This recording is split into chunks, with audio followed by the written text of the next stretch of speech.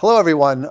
Welcome to Winthrop and the World. I'm Paul Baskin, and with us today is Norm Hyett. Norm is chair of the Climate Commission here in Winthrop, which is a new commission that was started just a few months ago, right, Norm? That's correct. And what's the purpose of it? Well, it's an advisory commission. What our job is to advise both the town manager and the town council as to what we think, what should be done to mitigate the resilience in Winthrop to be able to make this town a little bit safer as times change, climate changes, and what's coming. Right. So one of the big things in climate is the question of whether to, as you said, mitigate or stop the damage from occurring. So is your sort of mission in terms of an advisory role more about doing things that Winthrop could do to actually stop the damage from happening, or more about stopping or dealing with it, I suppose, dealing with the results of it? You know, it's a relative question when you ask a question like that, because on the one hand, nothing's going to stop what's coming. I mean, it's a matter of prolonging the life of the town. But given what's going on worldwide, there are many scientists who believe we're in the midst of a sixth extinction on Earth. We've had 5 extinctions on Earth so far, and we're in the process of probably a 6th extinction of human beings. Life will go on after human beings are off the planet, but how do we make the planet somewhat safe at this point for people for X number of years? So first of all, it's a little jarring to hear you say that the town will go away. What do you, are you talking on a million-year time scale, or are you talking on? I'm talking about, you know, the next probably, 500 to 1,000 years. 500 to 1,000 years. At most. Maybe just a basic question. I hear something like that. Is it wise for people to stay in Winthrop, or even to buy a place in Winthrop? It's a wonderful place to live. I mean, people who are here for the long run, they're going to be fine in their lifetimes. Some people will lose their homes. We haven't had a hurricane in 22, 23 years, so we haven't really had a major storm. God knows what's going to happen there. The tides have risen 8 inches in the last 30 years in the harbor and the surrounding waters. There's a lot going on, in Winthrop right now.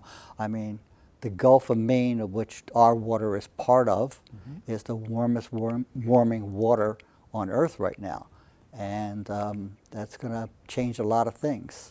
Do you know why we're the warmest? Yeah, basically we used to get cooled down, the waters used to get cooled down by the Gulf of Lawrence up north, and also temperatures have risen. Right. What happens now is that water is not cooling down things, so the trade winds and the currents around the trade winds that flow around are slowing down, and that gives water a chance to get warmer. And so you said 6 inches in the past 30 years. 8 inches. 8 inches in the past 30 years. Right, and it's increasing exponentially. So the next 30 years, what's the best guess? My best guess is that we better start thinking about what we can do as a town. Right. And there are things that we can do to help this. The front beach is one of the things that has been successful, because that's where our beach is actually getting bigger. And you're talking about the Winthrop Beach. Winthrop Beach. Yes. And it's nice. The space between the beach and the Five Sisters is filling in. Right. And when we did that, I was chair of the Winthrop Conservation Commission at that time when we did the Winthrop Beach. And one of the things that we did is we understood what currents are all about. And if you don't understand currents, you're going to lose a lot of sand, you're going to lose all your work. That happened in Salisbury this year. They trucked in a whole bunch of sand, they built it up, and the first storm knocked all that sand right out to sea. Right. What we did is we built that jetty on Locust Street, and that changes the currents. Right. And creates the currents to change their course. That's why the sand from Winthrop Beach and around north sand flows north to south, is filling in that whole area. I see. So is that a kind of thing we could do around the entirety of Winthrop, is put up more of the Five Sisters kind of thing and more extensions? Is that sort of a long-term solution? It's not really feasible because they're not even permitting those kinds of things anymore. Okay. DEP has a hard time permitting even seawalls at this point. Everyone's looking for natural solutions, nature-based solutions, which can work fine, Right. but it takes a lot. If you look at just Winthrop Parkway, the parkway going from Winthrop to Revere, Right. you know, as soon as the water starts to rise a little bit with a storm, it floods. Right. So we have one way out of Winthrop right now when that happens. Right. Now they're thinking about potentially building a bridge from Winthrop to Revere, Right. opening up the marsh, which is behind it, Right. and letting the marsh do its thing. Right. But on the other hand, they're also doing a lot of building and construction on the other side of the marsh, on Right. Bennington Street. They're changing the road on Bennington Street. All that's going to affect the marsh. The marsh is probably the best way to really deal with climate change. It absorbs carbon. It just changes a lot of things, and it's also a natural breeding ground for many animals, birds, insects, all the things that we need. Right. Right. So then, is building the idea of a bridge from Winthrop into Revere, is that something you see as making sense and It makes plausible? sense, but it's very, very expensive, Right. Expensive. and that's DCR property. Right. And so it would DCR have to being come- a state agency. Right, right. Yes. Department of Conservation and Reservations and Recreation, and they have to make that decision. Right. Well, there's a lot of things. One, your commission just started fairly recently, right? We started in September. And is that late for our town to be getting to that point of doing this? Yeah, of course it is. We've been talking about this for years and years and years. I've attended meetings and everything else, and yes, we're late. And are we at the point where soon maybe people in Winthrop will have an idea as to what this is really going to cost? I mean, I know there's already, one of the early projects is Morton Street, Right. which is, they're talking, I think, the numbers are 12 million to 17 million roughly as an estimate of what it will cost to put a berm. Probably more than that, because the berm itself will cost probably about 10 to 12 million. 10 to 12 Then you have to do all the construction underneath it. You need to change the sewers. Right. You need to widen those. You need to build capacity for water to store. Right. Right now, because there are 5 pipes, large drain pipes that go out that we're supposed to drain, now they come in. The water is allowed in. It doesn't have any stoppage. Right. And so, So you water have to coming put in in, you have to put in some kind of duckbill that makes the water only be able to go one way, Right, a one-way valve. one-way valve. I see. So the water's coming in from the ocean. Water and comes in from the Rumney Marsh, Right. and goes into the street and comes up through the drains. Right. So that's one part of town. That's one now, part of there's town. already several other parts of town that are being talked about as sort of priority areas too. And there's the whole rest of town that maybe will then become an issue with time.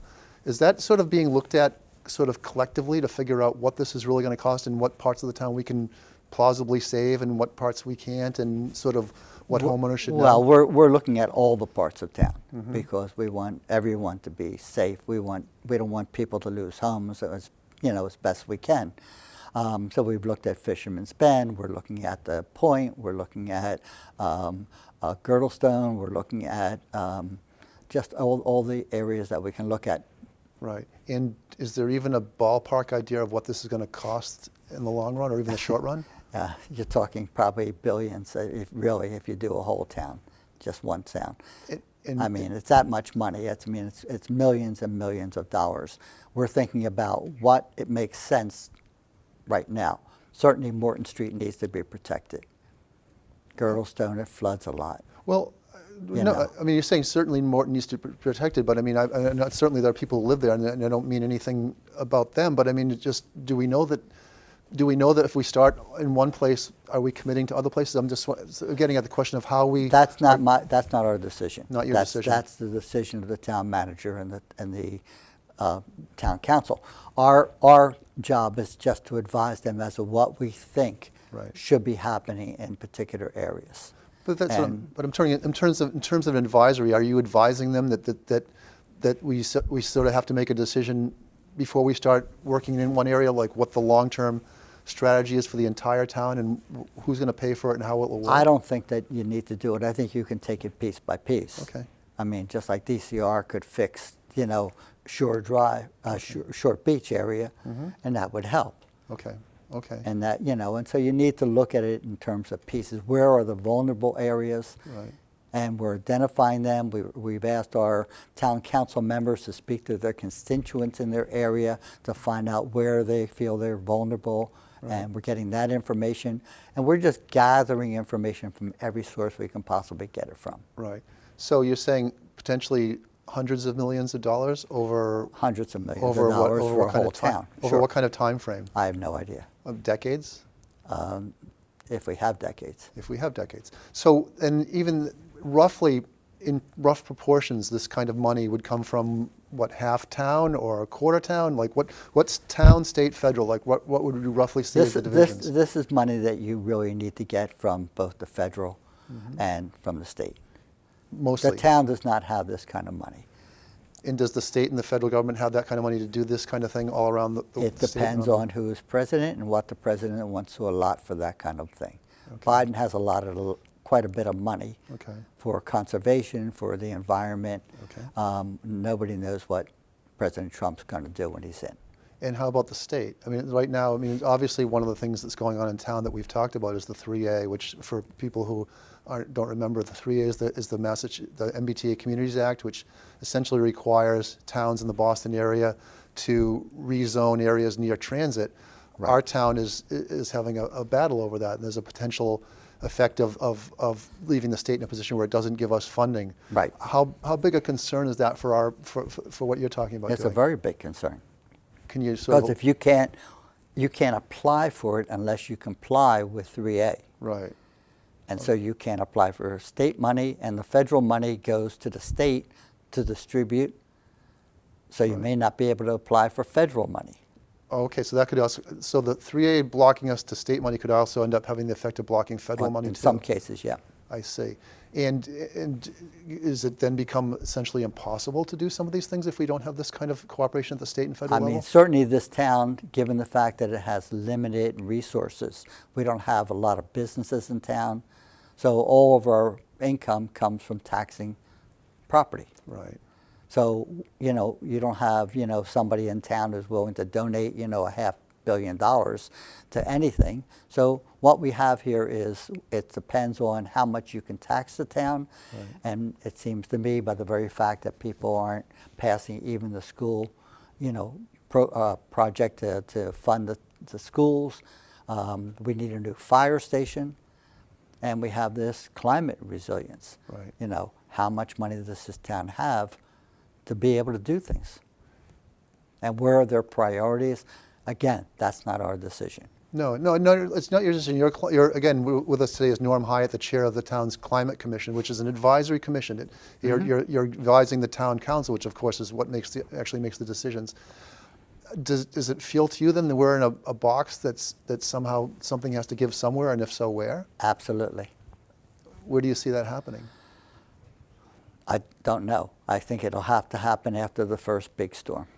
I see, and then people in town might have an idea of what we're up against. I see, and so that's part of the problem right now. You think in this, even though we live in a coastal and town. I certainly don't wish anything to happen to this town. I love this town. I've lived here for now 27 years. I'm married to a person who's a local, who's a townie, right. And she and I are committed to the town. And it's just a matter of, it's going to all unfold one way or the other. Right. So the answer is certainly to try to get as much funding as you possibly can. Right.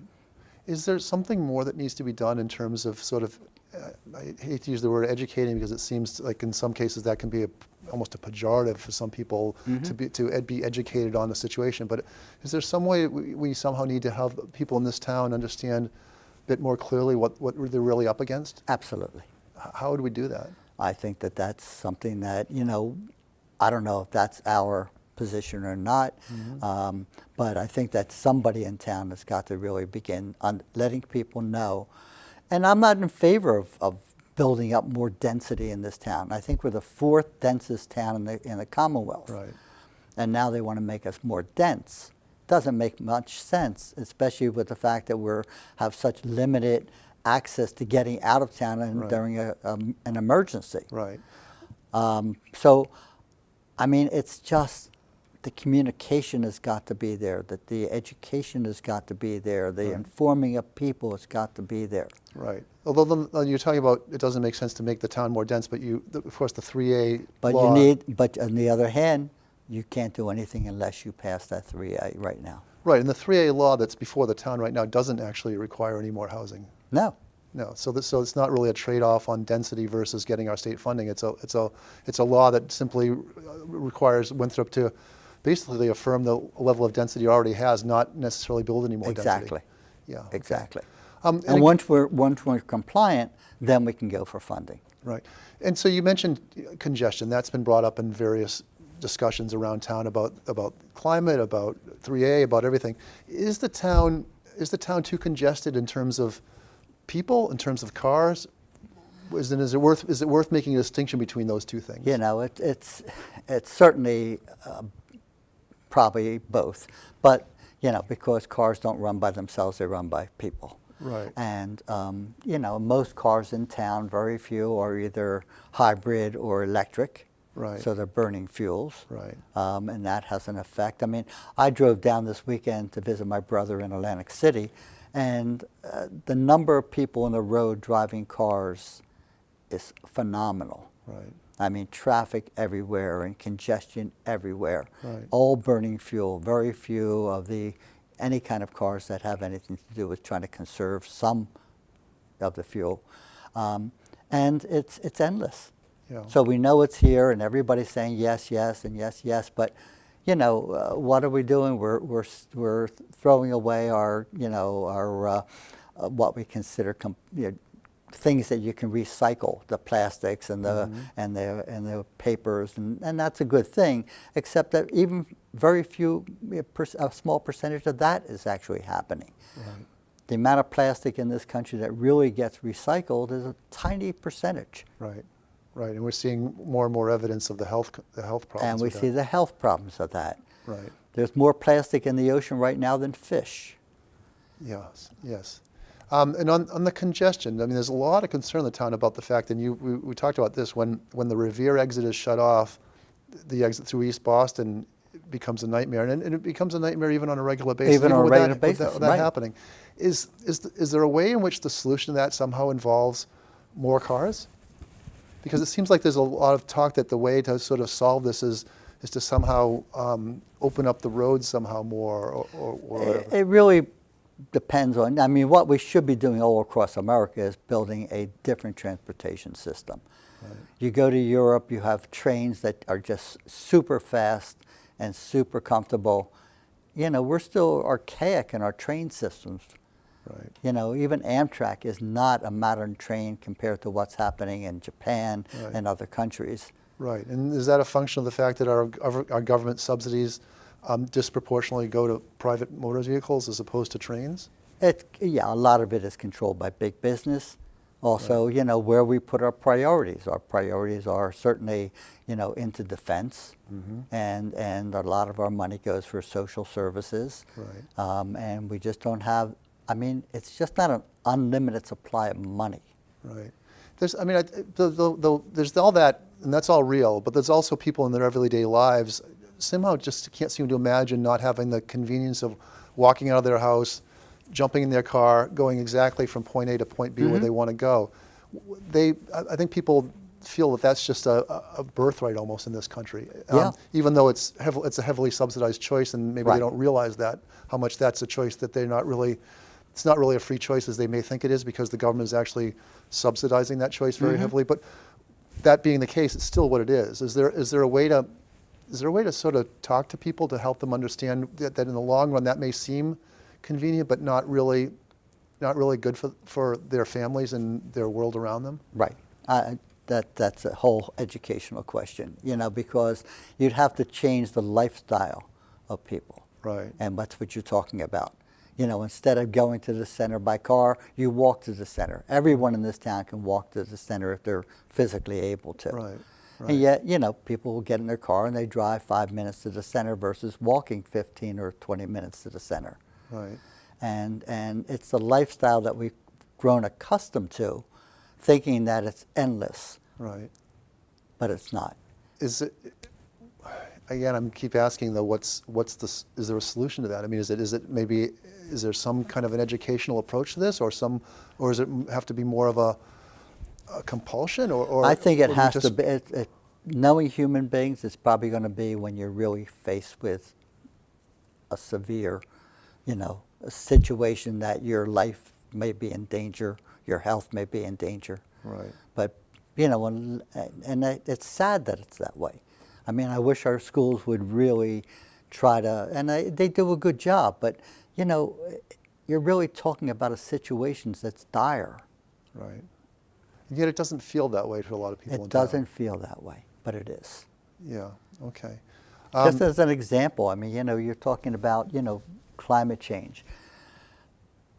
We know the Arctic is already melting. You know, it's opened up parts of the Arctic that, you know, never could get ships is now able to handle ships. Right. There, in Greenland, the permafrost from the last ice age is so thick that if it melts, the sea will rise 20 feet, the oceans. Right. You have Antarctica. If it melts, it contains 70% of all fresh water on Earth. It's still frozen in Antarctica. Right. If that melts, sea levels rise. Now, if our sea level rises a foot or two to a town like Winthrop that's pretty much ground level, Right. think about what's going to happen.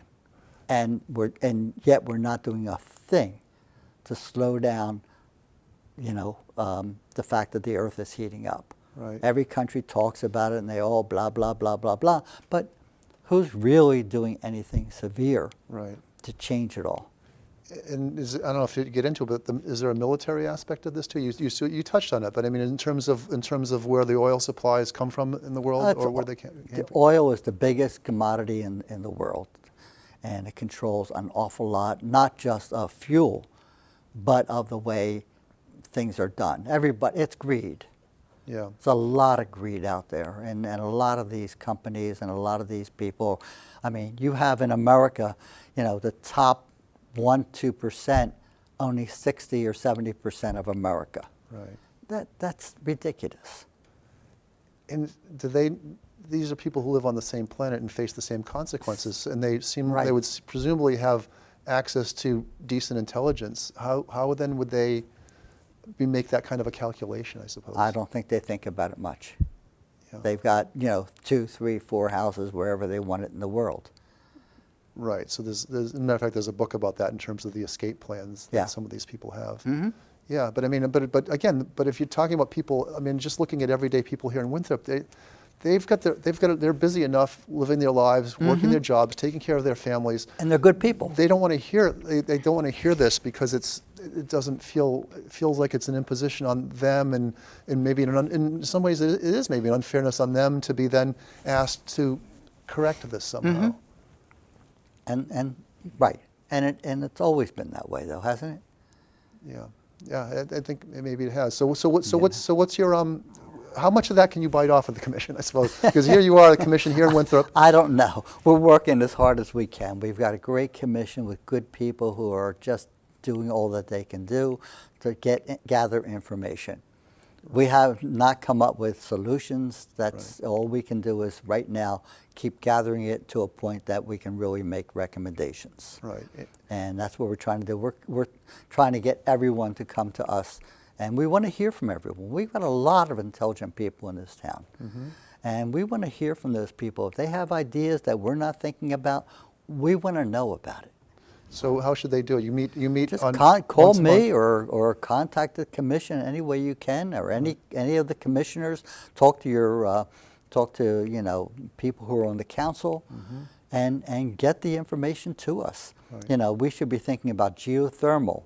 You know, we need to get off this fuel-dependent energy. So I'm glad you raised the issue of geothermal. I understand and your commission has talked about it, right? Which is the idea that maybe we'd be taking part in some experiments that are going or trials that are going on, I guess, in Framingham and maybe a couple other towns. Framingham's doing. We're keeping an eye on that. Some of our people have already been out there, and we're watching that very closely because it takes time, a couple of years at least, for us to get some data that we need to see if it's working. But it works in Iceland. They do all geothermal. And you can convert, what we're lucky about is the ocean, because you can convert the energy and the water temperature of the ocean into geothermal energy.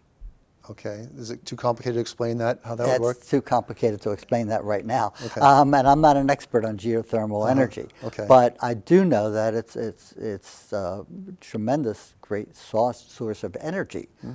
But we have to, it's expensive to do. But could it be a long-term cost savings over gas, which I get? Oh, long term, it would be, you know, save a lot of things, including the planet. Right. You know, it's a way of slowing down all this heat that keeps coming up from all the energy sources. Right. I mean, we do have solar, which is great, you know, and that produces a certain amount of electricity. Wind does some, but, you know, we're still mostly dependent on fuels. Right. And gas pipelines throughout the town, right? And as long as they're cranking out the fuel the way they are, it's not going to help. Along with the cost of the gas pipelines and in the climate risks, are there any other reasons why people in Winthrop might want to eventually move off, or maybe soon move off of a gas pipeline system that we're using? Well, I would hope that they would try to do it as soon as possible. I mean, you can put solar panels on your roofs, and that makes a big difference. Yeah. There may be people, I mean, I hope that some people begin thinking about, can you convert into geothermal for your homes? Right. I would love to see that in the near future. I just think that people need to walk more.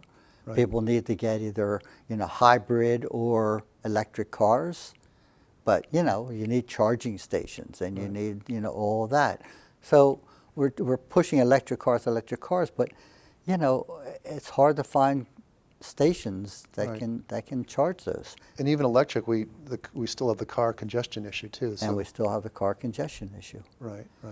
Okay. Well, we're sort of at the end of time, but I just want to be clear. So your commission was created by the town council. By the town council. And you feel supported by the council, that they're willing to really hear these kinds of hard conversations. Absolutely.